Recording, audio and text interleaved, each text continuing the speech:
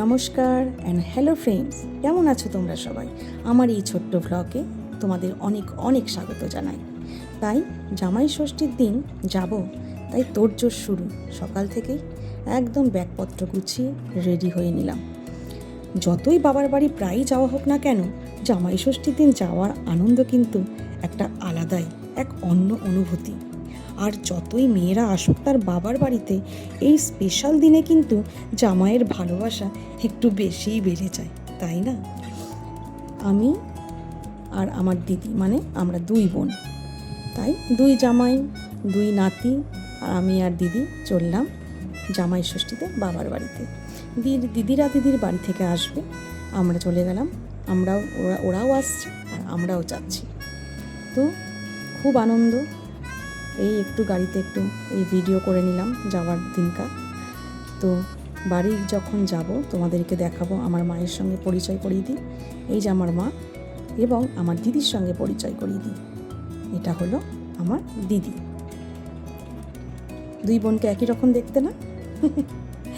আর আরেকটা আমার কাকার মেয়ে আছে, এই যে আমার ছোট্ট বোন।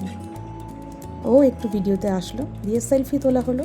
সেলফি তুলে এই যে আমার দিদির ছেলে আর আমার ছেলে, দুইজনে খুনসুটি চলছে। কী শেখাচ্ছে ভিডিওতে, ফোনের মধ্যে কী জানি, ওরাই জানে সেটা। তো সবাই মিলে এনজয় করছি, খুব মজা হলো সেই দিনটা। গল্প গুজব কত কি কথা দিয়ে এবার জামাইদের খেতে দেওয়ার পালা। এই যে থালি রেডি, দিয়ে সবাই মিলে একসঙ্গে বসে জমিয়ে খাওয়া। জামাইরা, নাতিরা, আমার বাবা সবাই একসঙ্গে বসে পড়েছে।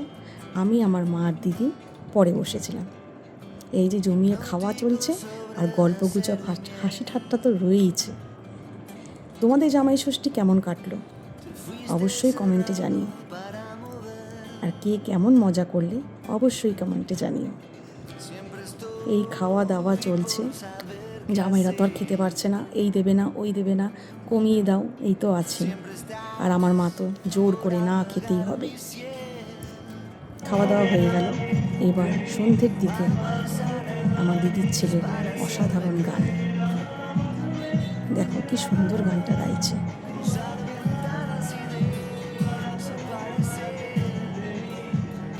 আর আমার বোন, ও কিন্তু বাথরুম সিঙ্গার, তাও একটু চেষ্টা করলো, খারাপ গাইনি। আর নেক্সট দিন ছিল ফাদার্স ডে, আমার ছেলের ছোট্ট একটা গিফট। বাই।